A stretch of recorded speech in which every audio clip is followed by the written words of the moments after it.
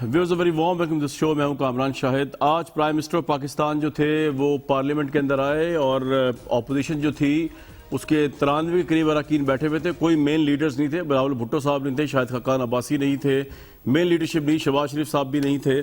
लेकिन इसके बावजूद बड़ा पीसफुल माहौल रहा और कोई चूं नहीं हुई अपोजिशन की तरफ से। पता नहीं क्या एग्रीमेंट हुआ, लेकिन जो भी हुआ अच्छा हुआ कि अपोजिशन जो आज बोली नहीं और प्राइम मिनिस्टर ने भी आई थिंक उनको ये एनआरओ दिया। आज जो एनआरओ गवर्नमेंट की तरफ से आया वो ये कि प्राइम मिनिस्टर ने आज नवाज शरीफ की ऐसी तहसीरी की, नवाज शरीफ साहब की ऐसी तहसीरी की, जरदारी साहब की ऐसी तहसीरी की। उन्होंने डायरेक्टली अपोजिशन की नाम कॉलिंग नहीं की, लेकिन इसके बावजूद उन्होंने अपना फलसफा, अपना नजरिया बयान किया। आज की स्पीच बहुत शानदार थी। आप यकीन करें 100 मार्क्स देने को मेरा दिल कर रहा अगर मैंने एग्जामिन करनी हो। लेकिन प्रॉब्लम यह है कि लग ये रहा था कि आज पाकिस्तान के जो हमारे प्राइम मिनिस्टर इमरान खान साहब, उनकी पहले दिन की स्पीच है। वो जो बातें कर रहे हैं कि वो ये कर लेंगे और ये हो जाएगा और ये गैरत भी आ जाएगी, सॉवरेनिटी भी हो जाएगी और माशी खुशहाली भी आ जाएगी, ये सब कुछ जो है ये पहले दिन की स्पीच थी। 3 साल गुजरने के बाद ये बात किया। मसलन उन्होंने इंसाफ की बहुत बात की, तो वो उन्होंने बड़ा अच्छी बात की कि वसल्लम का मिसाल दी, हज़रत फातिमा रज़ियल्लाहु अन्हा की मिसाल दी और उन्होंने बताया, उन्होंने ये असूल बताया कि जी जिस मुल्क में इंसाफ नहीं होता, कानून की बालादस्ती नहीं होती, वहाँ खुशहाली नहीं होती, वहाँ महंगाई होती है, वहाँ गुर्बत होती है। क्योंकि वज़रा, उमरा, प्राइम मिनिस्टर ये पैसे बना रहे होते हैं।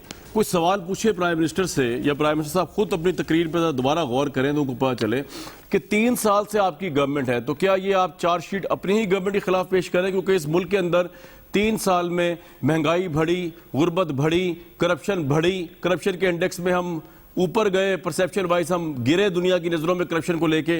तो इसका मतलब तो ये हुआ कि आपके यहाँ पे सबसे ज्यादा करप्शन आ रही है, सबसे ज्यादा करप्शन आपके यहाँ हो रही है, तभी हमारी खुशहाली नहीं हो पा रही आपके असूलों के तहत। क्या कहा प्राइम मिनिस्टर ने? इंसाफ को खुशहाली से रिलेट जिस तरह किया, और फिर अगर उनकी प्राइम मिनिस्टरशिप और दौर पर ये अप्लाई जनाब, फिर वो कहाँ है वो खुशहाली और कहाँ है वो इंसाफ? इसका मतलब आपके 3 साल में भी कानून की बालादस्ती नहीं। लेकिन सुन ले पहले प्राइम मिनिस्टर ने क्या कहा। हमारे नबी सल्लल्लाहु अलैहि वसल्लम ने डिफाइन किया था कि इंसाफ क्या है। उन्होंने नंबर 1 ये कहा था कि मेरी बेटी भी जुर्म करेगी तो उसको सजा मिलेगी, कानून के ऊपर कोई नहीं है। दूसरा, उसके तुम्हारे से पहले बड़ी कौमें तबाह हुई जिधर ताकतवर के लिए कानून, कमजोर के लिए दूसरा। यानी जिधर ताकत की हुक्मरानी थी, कानून की हुक्मरानी नहीं थी, वो कौमें तबाह हो गई। हजरत अली रज़ियल्लाहु ताला ने उसको डिफाइन किया कि कुफर का निजाम चल जाएगा लेकिन जुल्म और नाइंसाफी का निजाम नहीं चल सकता। सो जो इंसाफ है ये बेसिस है सिविलाइजेशन का, क्योंकि जंगल के कानून के अंदर माइट इज राइट है। इब्ने खालदून ने कहा, अपनी लिखते हैं कि मेरी सारी जिंदगी का तजर्बा यह है कि अल्लाह ने इंसान को जमीन पे भेजा इसलिए है कि उसकी जमीन पे इंसाफ कायम करने के लिए। उठे शेरशाह सूरी उधर से कैसे उठा कि उसने अपनी जहांगीर में सबसे पहले जितने बड़े बड़े डाकू थे उनको उसने फारिग किया। दिल्ली की सल्तनत देख लें, बलबन था तो एक वो आदमी था जो कि इंसाफ पसंद था, वहां खुशहाल था। अलाउद्दीन खिलजी उसके दौरे में खुशहाली। भाई खिलजी ने भी कर दिया, सलाउद्दीन अयूबी ने भी कर दिया और शेरशाह सूरी ने भी कर दिया, बुलबन ने भी कर दिया। लेकिन प्राइम मिनिस्टर साहब से कोई सवाल पूछे कि आपने क्या किया, ये सबसे अहम सवाल है। फिर उन्होंने कहा जी लोग टैक्स नहीं देते और लोगों को टैक्स देना चाहिए। अब हैरानकुन बात यह है कि ये हमारे प्राइम मिनिस्टर जो है, उन्होंने लग ये रहा है कि ये इनके पावर में आने से पहले की स्पीच है, वो भी इससे बेहतर थी टैक्स के हवाले से। क्योंकि इन्होंने पावर में आने से पहले कहा था कि मैं जब आऊंगा 100 दिन में आपको पता नहीं 6000, 7000, 8000 अरब इकट्ठा करके दूंगा टैक्सी मद में। आज 3 साल बाद प्राइम मिनिस्टर ये कह रहे हैं कि मेरी गवर्नमेंट पे लोग ट्रस्ट नहीं करते, मुझे टैक्स नहीं देते, आप मुझे टैक्स दें वरना आपको मैं जेल भेज दूंगा। अब उन्होंने तड़ी लगाई है लोगों को। सुन लें जरा क्या कहा है। इतने खुले दिल के लोग नहीं है दुनिया में जितने ये हैं। लेकिन स्पीकर साहब, जब टैक्स देना होता तो टैक्स नहीं देते। दुनिया में सबसे कम हम टैक्स देते हैं। 22 करोड़ हमारी आबादी है, मुश्किल से 22 लाख लोग टैक्स देते हैं। 22 लाख लोग कैसे उठा सकते हैं बोझ 22 करोड़ लोगों का? ये कैसे मुल्क आगे बढ़ सकता है? कैसे हम इंफ्रास्ट्रक्चर ठीक कर सकते हैं? कैसे ह्यूमन डेवलपमेंट कर सकते हैं? तालीम से कैसे कर सकते हैं जब पैसा ही नहीं है हमारे पास? और जी 2 बातें और प्राइम मिनिस्टर साहब ने की हैं, और वो एक तो उन्हें बहुत जबरदस्त है। उन्होंने ऑपोजिशन को कहा है कि जी मैं खुले दिल से आपको आज कहता हूं कि हम सब चाहते हैं इलेक्शन साफ शफाफ हों, गैर जानिबदारी से हों। हमने एक प्रपोजल पेश किया, आए बैठे, अगर आपको हमारा प्रपोजल पसंद नहीं है तो आप अपना प्रपोजल दें, मैं वो भी सुनने को तैयार हूं। ये बड़ी अच्छी ऑफर है।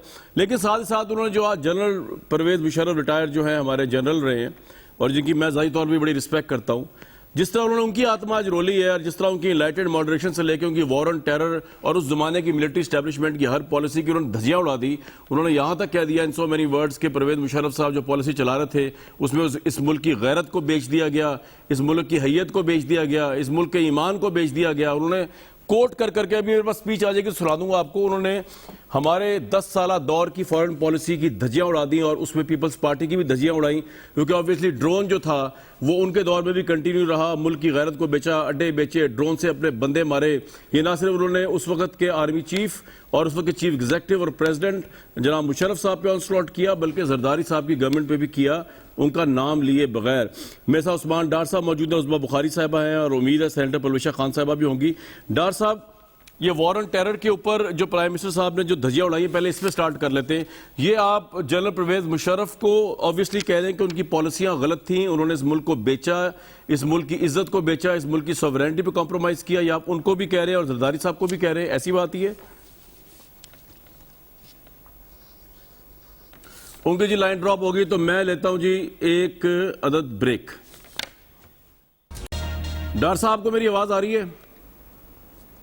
जी जी आ रही है। डॉक्टर साहब, वन बाय वन आते हैं। ये वॉर ऑन टेरर में परवेज मुशर्रफ साहब, उस वक्त के आर्मी चीफ, उस वक्त की आर्मी मिलिट्री स्टैब्लिशमेंट का नाम लिए बगैर, बल्कि नाम लेके भी उन्होंने, यही प्राइम मिनिस्टर का वो है कि हमने ईमान बेचा, मुशर्रफ साहब ने इस मुल्क का सॉवरेनिटी बेची, प्राइम मिनिस्टर मुशर्रफ साहब ने, और ड्रोन हमले और ये जितनी ज्यादतियां हुई, और आप उसको डिफरेंट जहत पे लेके जाएंगे। वो डिफरेंट जहत क्या होगी वो भी बता दें।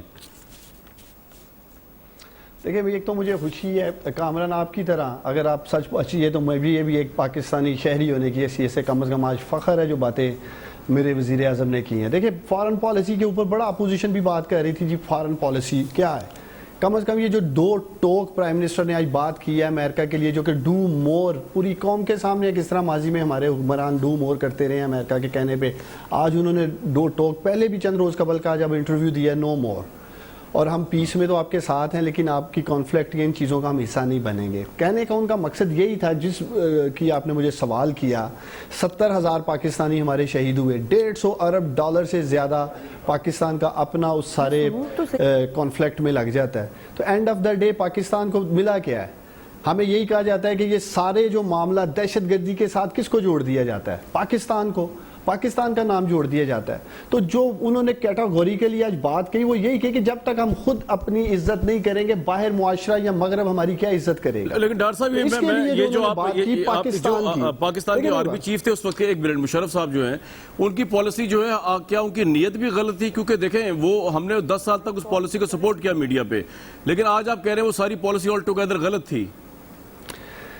देखिए, उस वक्त ड्राइविंग सीट पे तो जनरल मुशर्रफ बैठे थे। उस हालात में जो वो बेहतर समझते थे उन्होंने फैसला किया होगा, लेकिन उन्होंने कहा, मैं तब भी कह रहा था कि अफगानिस्तान में पीस का ये सोल्यूशन नहीं है, army is not the solution. जंग जिस तरह से उन्होंने बताया भी है 90s में, इस वक्त जो आपने नो मोर और एब्सोल्युटली नॉट कहा है अमेरिका को, इसमें फौज आपके साथ है? ऑफ कोर्स सारे हम बोर्ड होंगे तो ये बात हम कर रहे हैं ना, पूरी कौम साथ है। आप फौज की बात कर रहे हैं, आप 22 करोड़ अवाम का सर्वे करवा लें, पूरी कौम प्राइम मिनिस्टर इमरान खान के पीछे खड़ी है। देखिए, जो सबसे इंपॉर्टेंट बात आज प्राइम मिनिस्टर इमरान खान ने की है कि जब तक इस मुल्क का वजीर आजम इमरान खान है, पाकिस्तान की खुद मुख्तारी पे कोई समझौता नहीं होगा। ये जो आप अड्डों की बात कर रहे थे और किस तरह अपोजिशन प्रोपोगंडा कर रही थी, या पाकिस्तान की खुद मुख्तारी की जो आज प्राइम मिनिस्टर ने बात की है, देखिए ये वही लीडर कर सकता है। मैं आपके प्रोग्राम में पहले ही कह चुका हूं, जिसके बाहर असासे नहीं है। जब आप मनी लॉन्ड्रिंग करके बाहर महल्लात बनाएंगे, फॉरेन अकाउंट, लेकिन डॉक्टर साहब मुझे एक बात बताएं, प्राइम मिनिस्टर ने जो ये भी कहा कि उन्होंने बड़ी अच्छी क्रोनोलॉजी पेश की, दुनिया की बड़ी बड़ी सुल्तनतों की पेश की, और उन्होंने कहा कि जिन मुल्क के अंदर जो है वो कानून की बालादस्ती होती है, वहाँ खुशहाली होती है, वहाँ करप्शन नहीं होती।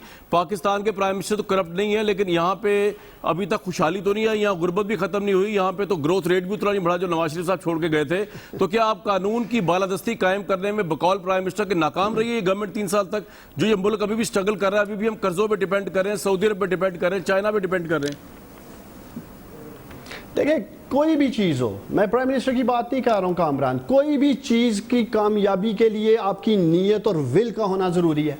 कम अज कम मैं ये आपको और पाकिस्तानियों को यकीन दिलाता हूं कि मेरे लीडर की, मेरे प्राइम मिनिस्टर की विल है। देखिए आप इल्जाम लगाएं अगर प्राइम मिनिस्टर आपका इमरान खान मनी लॉन्ड्रिंग कर रहा है, करप्शन कर रहा है, कानून की धज्जियां बखेर रहा है, जो मैं आपके इंट्रो में सुन रहा था, प्राइम मिनिस्टर इमरान खान एक एग्जांपल के तौर पर मैंने ये तो नहीं कहा वो कर रहे थे, लेकिन सर मैंने नहीं कहा, मैंने ये नहीं कहा कि वो कर रहे हैं, लेकिन मैं आपसे सवाल ये पूछता हूँ, डॉक्टर साहब आपसे सवाल पूछता हूँ, प्राइम मिनिस्टर नहीं कर रहे, प्राइम मिनिस्टर ने कहा कि जिस मुल्क के अंदर करप्शन वुजरा करते हैं या बड़े साहिब इख्तियार लोग करते हैं तो वहां से खुशहाली खत्म हो जाती है।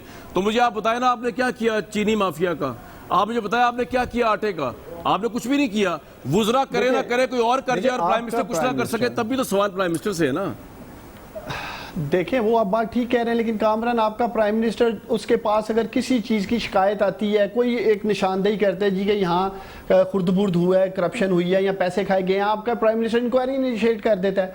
अब वो inquiry end of the day जाकर प्राइम मिनिस्टर ऑफ पाकिस्तान ने तो नहीं करनी है, वो तो मुतलका अदारों ने करनी है। उन अदारों में बैठे अफसरान, अगर कोई एक अफसर देखिए जी सर, उसमें अमल नहीं हुआ अभी तक और आपको प्रेशराइज किया, टाइम देना, आपको जागीर ग्रुप ने आपको प्रेशराइज किया। चले आगे चले, आपने जो बात करनी है वो करें, छोड़े इसमें बाद में आ जाएंगे। जी आपने जो बात करनी है, मैं ये बात करना चाह रहा था, टैक्स की आपने बात की। देखिए टैक्स की आपने बात की, प्राइम मिनिस्टर ने भी हाईलाइट किया कि 22 करोड़ लोगों का मुल्क है और 22 लाख लोग टैक्स देते हैं, जब आपके तकरीबन आज की तारीख में भी 1 करोड़ 20 लाख लोग टैक्स की कह लें आते हैं सर्कल में, लेकिन वो टैक्स अदा नहीं कर रहे हैं। किस तरह मुल्क ऊपर जाएगा? आप बात कर रहे थे ना टैक्स कलेक्शन की, लेकिन बिलावल भुट्टो कह रहे हैं कि आप पे ट्रस्ट नहीं है। सर बिलावल भुट्टो ने कहा आप पे ट्रस्ट नहीं है, आपकी विजन पे ट्रस्ट नहीं है, इसलिए टैक्स नहीं आ रहा।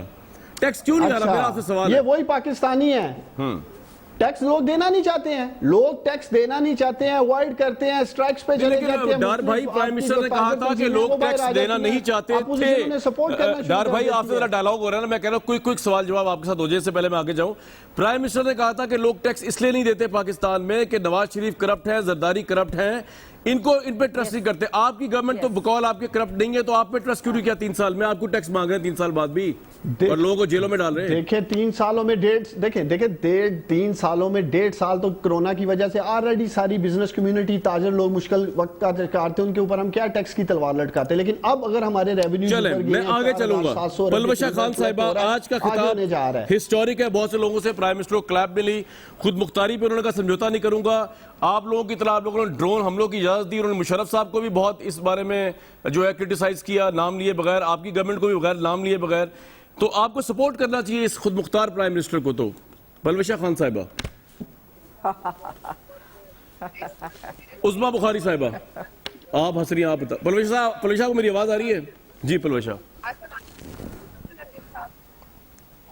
आज नाम नहीं ली और इशारे पर आई मैं बात की, मुझे हैरत है। आपकी आवाज नहीं आ रही, आपकी आवाज ठीक करते हैं। उस्मा बुखारी साहिबा, same question to you, support करें खुद मुख्तार प्राइम मिनिस्टर, खुद मुख्तार पाकिस्तानी फॉरेन पॉलिसी को? बहुत शुक्रिया कामरान। मतलब आप भी आज प्रोग्राम ही आपने लतीफ़े से शुरू कर दिया, खुद मुख्तार और पता नहीं क्या क्या।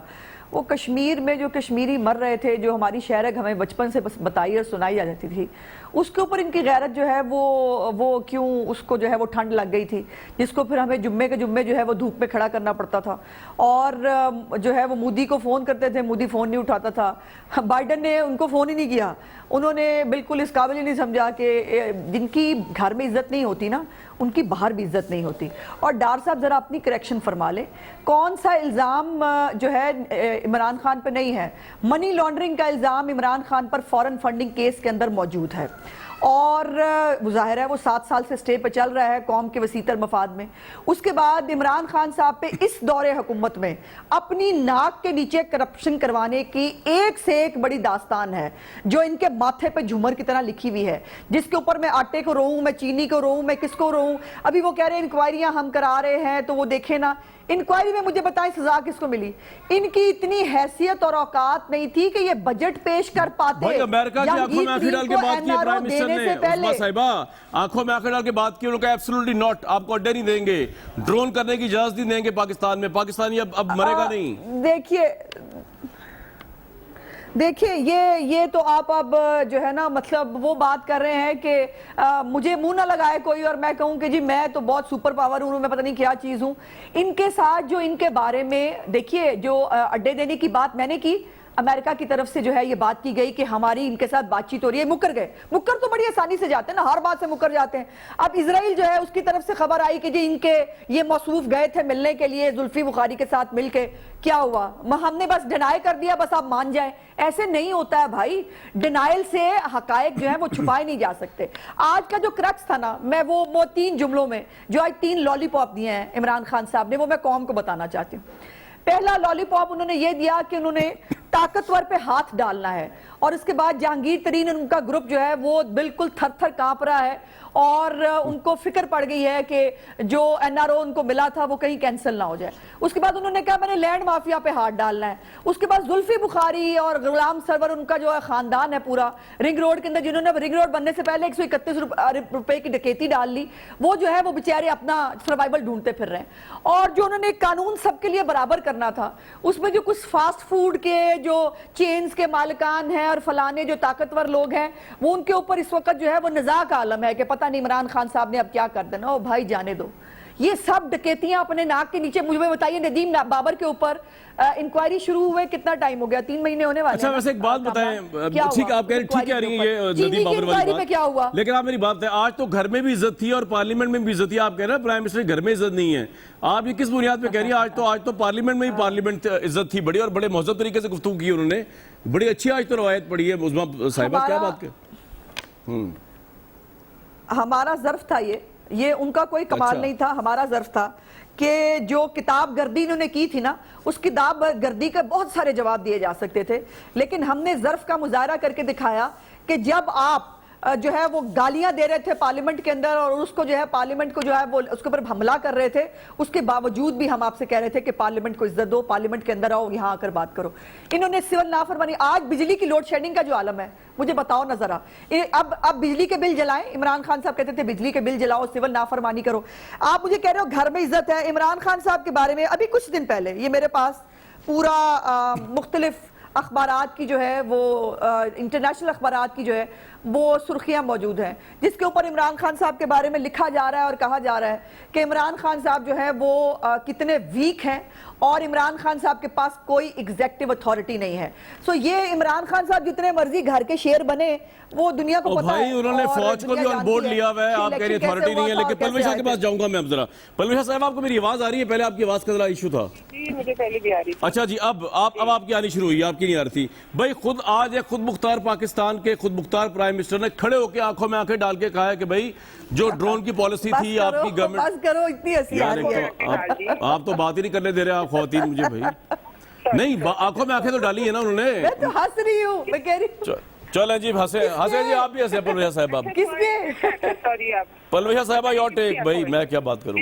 नहीं मैं ये पूछना रही थी कि किसकी आंखों में आंखें डाली है, मुझे समझ नहीं आई। बात ये है कामरान साहब, अमेरिका की अभी इतना अरसा नहीं हुआ कि ये जो कश्मीर है हमारा अटूट अंग और हमारी शहरत, वो मोदी ने दबोच ली दिल दिहाड़े। और उसके बाद आपने कहा कि हम जुम्मे के दिन जाएंगे, हम बाहर खड़े होंगे, हम जो है उसकी वापसी तक चैन नहीं लेंगे। आज मुझे बता दें कितने 100 जुम्मे गुजर गए हैं उस बात से। आप मुझे ये बताइए कि उसके बाद आपने क्या ऐसा किया। सबसे पहले आपको मोदी की आंखों में आंखें डालनी चाहिए कि वो साथ बैठा हुआ है, ठीक है जी, और हमारे अटूट अंग पे कब्जा किया हुआ है। अमेरिका तो अभी दूर है ना, उस तक तो बाद में पहुंचेंगे। ये जो साथ है दुश्मन जिससे 3-4 जंगे लड़ चुके हैं, पहले तो उसकी आंखों में आंखें डाल के जो आपकी नाक के नीचे से खींच के ले गए वो तो वापस ले। आज बात ये है कि आपने एक नक्शा बनाया, नक्शा बना के आपने कहा कि कश्मीर हमने वापस ले लिया। तो इस पे मैं आपकी नजर एक शेयर करूंगी कि जो नक्शा कशी और है और लश्कर कशी और, घोड़े की टाप और है और ढोलक की थाप और। तो ढोलक की थाप बजा बजा के जो है वो फतह नहीं किया जाता, और ढोलक की थाप पे फिर यही होता है जो होता आ रहा है। जब आपने आंखों में आंखें, बड़ा अच्छा, अल्लाह आपको जज्बा और दे, ये जज्बा ईमानी दे। आप हमारा लिया हुआ जो हिस्सा है जो कश्मीर वो ले गए हैं और मजीद उसको वो पलवेश साहब, मुझे एक सवाल का जवाब दें। प्राइम मिनिस्टर ने आज अच्छी शुरुआत की जी, 1 मिनट साथ इकट्ठे जवाब दे दीजिएगा। अच्छी शुरुआत की, उन्होंने कहा कि मैं आपको इंतखाबी इस्लाहात में वार्म वेलकम करता हूं, नंबर 1। दूसरा, उन्होंने कहा कौम को टैक्स दे। आपने इंतखाबी इस्लाहात को भी रिजेक्ट किया। बिलावल साहब ने प्रेस कॉन्फ्रेंस करके कहा जी टैक्स नहीं देगी ये कौम।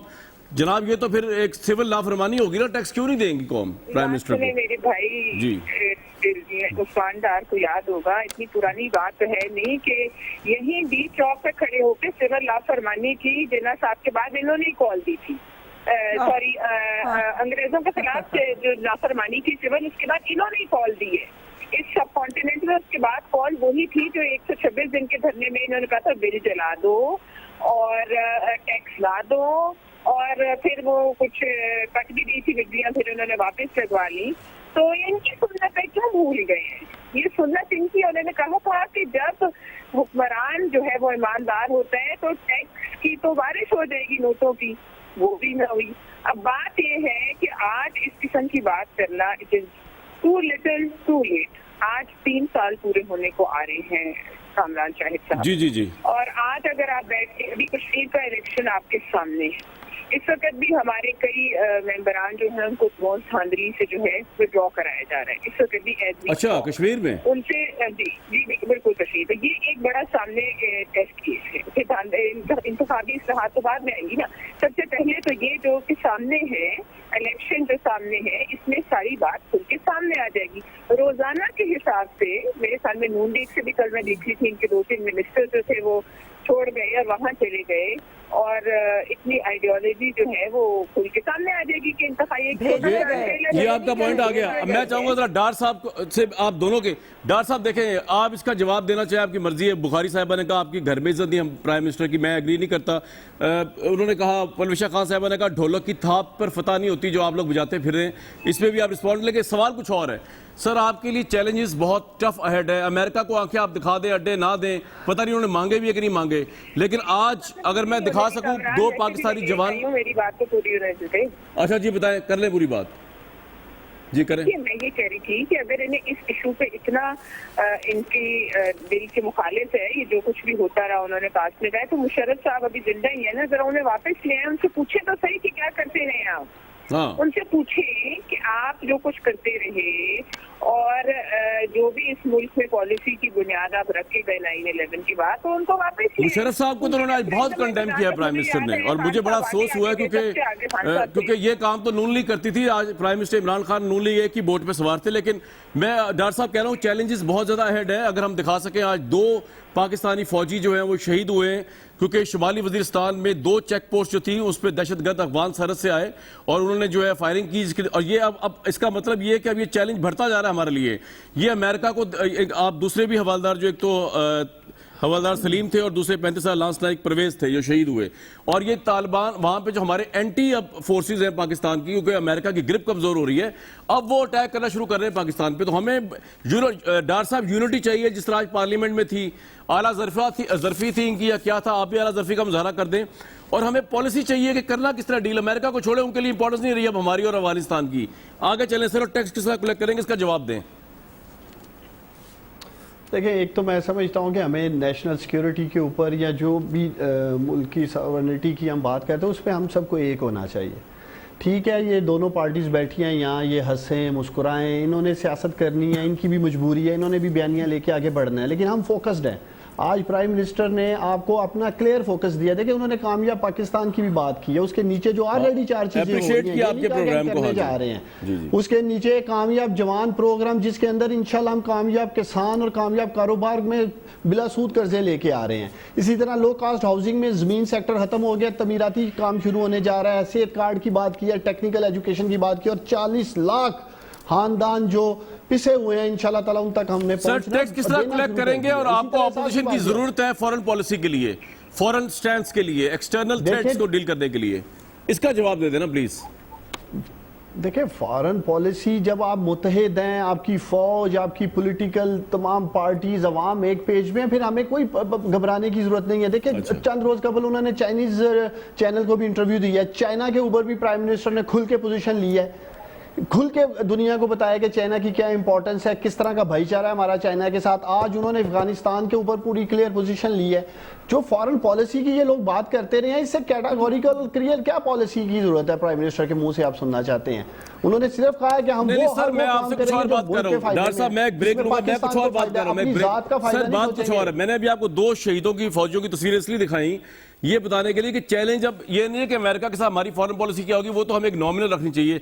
चैलेंज ये है कि जो अफगानिस्तान में अब जंग शुरू होगी अमेरिका के जाने के बाद, तालिबान जो वहां गेन कर रहे हैं, अमेरिका एक्सेप्ट कर रहा है, अमेरिकन मीडिया एक्सेप्ट कर रहा है, पाकिस्तान मान रहा है कि वो इस वक्त लीडिंग पोजीशन में, वहां खुदा ना खासा सिविल वॉर होगी, वहां से लोग अगर जब बॉर्डर पे हमारी आएंगे, या वहां से वो जो ग्रुप जो है जो अमेरिका की प्रेजेंस की वजह से वीक थे, वो पाकिस्तान पे खुदा ना खासा अटैक करेंगे, जिस तरह आज भी किया गया। उसके लिए आपकी क्या स्ट्रेटेजी? मेरे भाई, अड्डे वगैरह देने की बात तो बहुत आगे निकल गई, अब तो अमेरिका को उस तरह इंटरेस्ट नहीं है यहाँ पे। अब तो अमेरिका आपको एक और ही जंग में झोंके जा रहा है, तो खुदा ना खास्ता ये इसके लिए यूनिटी चाहिए। इन तमाम चीजों पर बात करूंगा जी आपसे एक ब्रेक के बाद। जनाब, एक तो चैलेंजेस मैंने आपको बताया व्यूज प्रोग्राम में, अफगान वॉर के फॉल आउट और अमेरिका के जाने के फॉल आउट, लेकिन एक और बड़ा चैलेंज मुल्क में साफ शफाफ इलेक्शन होना।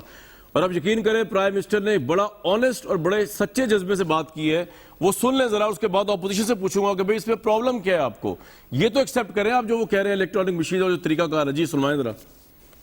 मैं ये रिक्वेस्ट करता हूं कि अब टाइम आ गया है कि हम भी इलेक्शन लड़ें और किसी को ये फिक्र ना हो कि जी मुझे कोई धांधली से हरा दिया जाएगा। इसका सिर्फ एक रास्ता है, ईवीएम मशीन। वो क्यों है? क्योंकि ईवीएम मशीन जैसे इलेक्शन खत्म होता है, बटन दबता है, रिजल्ट आ जाता है। फिर पेपर ट्रेल हो कि जो भी क्वेश्चन करना चाहे तो उसके पास मौका हो, वो जाके क्वेश्चन कर सके। ऑपोजिशन के पास कोई और तजवीज है तो हम तैयार हैं सुनने के लिए। इसमें कोई रिफॉर्म नहीं करेंगे, ये तो फिर हर इलेक्शन के अंदर यही सिलसिला होगा, जिस तरह बाय इलेक्शन, जिस तरह सेनेट के अंदर। उस्मा साहब, बड़ी पुरखुलूस तजवीज है, या एक्सेप्ट कर लें या अपना कोई प्रपोजल दे दें, कुछ तो माने ना। ये ना नेक्स्ट इलेक्शन फिर आप कहते हैं जी सिलेक्टेड है, कठपुतली हैं, सो एंड सो, अगर ये जीत गए तो। अच्छा, मैं पहले तो मैं ज़रा बात कर लूँ, जो खुद मुख्तारी का जो आज हमें मतलब बहुत वो आया हुआ ना, जिनके IMF के साथ मामलात तय नहीं हो रहे, बजट अनाउंस होने के बावजूद भी, और जो सारा बजट पूरे पाकिस्तान, हुकूमत पाकिस्तान का IMF पे डिपेंड करता है, वो अमेरिका को ललकारेंगे। मतलब बातें इनकी सुन लो, जेब च नहीं है तेला दे कर दिए मेला मेला। और CPEC के ऊपर जो मौसूफ इलेक्शन से पहले और इलेक्शन के बाद भी बहुत सारे इनके वज़रा कराम जो CPEC के ऊपर शबखून मार चुके हैं, हमारे हर प्रोजेक्ट को सिर्फ बुग़्ज़ जो है वो नवाज शरीफ में और शहबाज शरीफ में कौन सा प्रोजेक्ट है जो CPEC का था जो इन्होंने बख्शा हो, और CPEC को मुतनाज़ा किया। आज CPEC तकरीबन वाइंड अप हो चुका है। CPEC की वो अब मेरा सवाल प्लीज, अब मेरा सवाल पे नहीं जो पहले होनी थी। अब आपके सवाल पे आ गए जी, बिल्कुल आपके सवाल पे आ गए। इसमें मुख्तलिफ चीज़ें हैं, 2। एक तो ये है कि इलेक्शन मैनेज होना और इलेक्शन रिग होने में फ़र्क है। RTS जो है वो भी इसीलिए बनाया गया था ना कि वो एक सिस्टम होगा ऑनलाइन, और उसके साथ क्या हुआ RTS के ऊपर आज तक जवाब मिला कि RTS जो है वो क्यों बैठ गया था, किसने कैसे बैठा दिया गया था, क्या हुआ था।